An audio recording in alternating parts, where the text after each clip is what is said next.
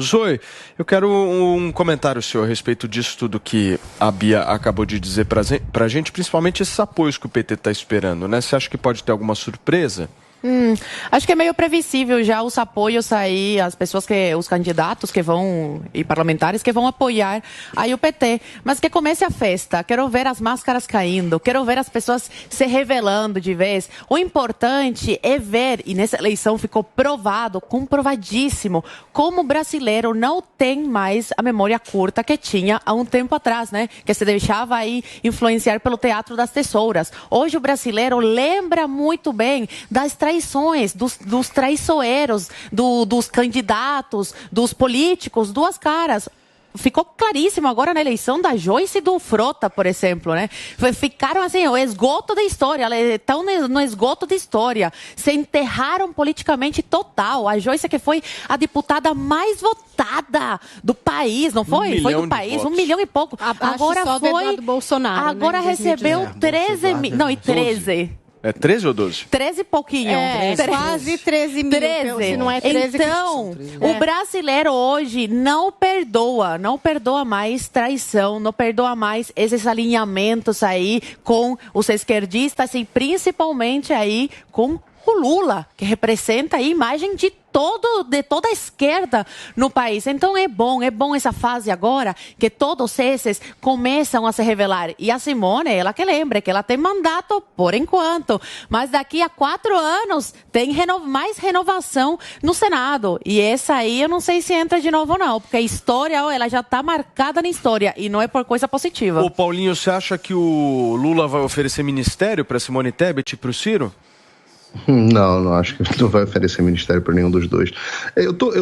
A Simone Establishment é muito esperado onde ela vai ficar com o establishment, né? Nessa separação que nós estamos assistindo, é justamente isso que estamos vendo. A velha política se aliando ao Lula e os políticos mais novos, aliás, a Bia explicou isso na reportagem, e os novos políticos se aliando mais ao Bolsonaro. Há um conflito aqui de gerações e um pouco de escolha para o lado que o Brasil quer ir. O único que eu estou realmente curioso, e acho que, enfim, pode surpreender, é o Ciro Gomes.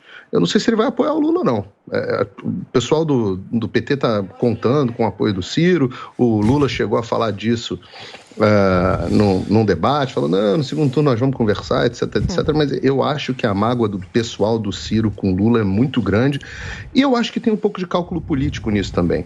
Eu acho que o Ciro tem a expectativa de que o Lula, vencendo ou perdendo, ele vai representar o fim da era, dessa era da esquerda.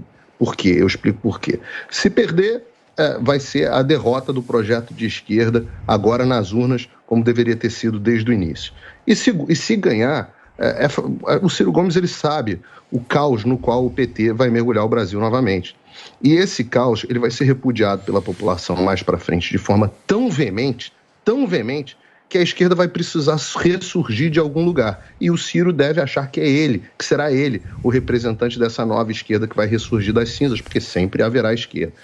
Então, talvez, por isso que eu estou bastante curioso com o caminho que o Ciro Gomes vai tomar agora nesse segundo turno.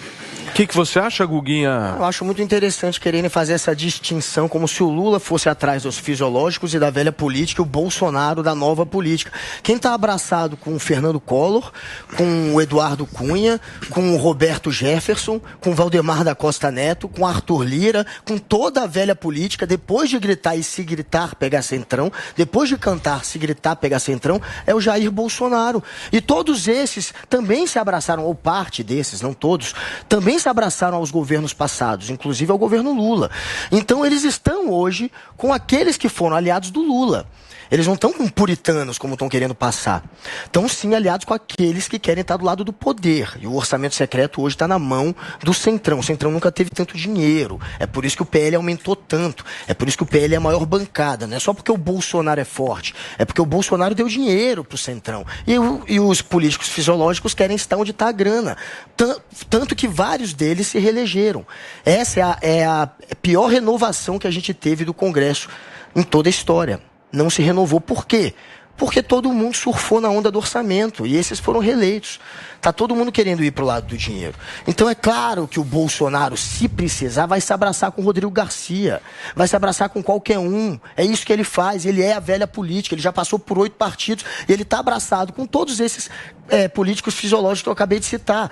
Vamos parar com essa cascata. Ele até o PCO, Partido da Casa Operária, que é de esquerda, quando apoiou o Daniel Silveira e ficou contra a condenação, o bolsonarismo abraçou. O bolsonarismo abraçou a extrema esquerda. Eles não estão preocupados se é esquerda ou se não é. É só estar do lado do discurso deles. Se for um discurso contra o sistema, eles vão abraçar. Então tem que parar com essa cascata. E o Lula, ele está correndo atrás de um voto agora, que é o voto daquele centro, e para conquistar esse voto, ele vai fazer mais ou menos aquele papel que o Macron fez, o Emmanuel Macron, na França.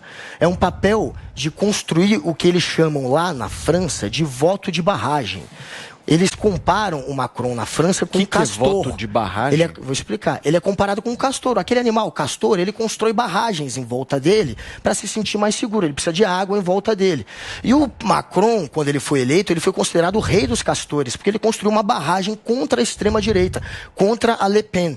Agora, o Lula, em parte, porque não é só esse discurso que funciona, mas ele vai também abraçar mais esse discurso do voto da barragem. A gente precisa barrar a extrema-direita, a ascensão desses, que num segundo mandato tem tudo para fazer o Brasil virar uma autocracia, até porque toda autocracia dependeu de um segundo mandato. Ninguém conseguiu esfarelar as instituições com um único mandato, eles precisaram de um segundo, como aconteceu agora na Hungria, que é o exemplo que o Bolsonaro segue e que ele bate palma para o Viktor Orbán. A Hungria foi considerada pela União Europeia não mais uma democracia, deixou de ser considerada uma democracia exatamente porque ele aparelhou as instituições. Mas o Bolsonaro, num segundo mandato, esse será provavelmente uma parte do discurso do PT, fará igual. Então a gente precisa, o Lula precisa construir essa imagem do castor, do voto de barragem também, e ele está indo atrás do centro para isso. Muito bem. São 11 horas 6 minutos. O que você está rindo? O Vini fica rindo do voto do castor e aí ele complica o apresentador aqui. Bom, mas aí tá bem desenhado. Deixa eu falar uma coisa.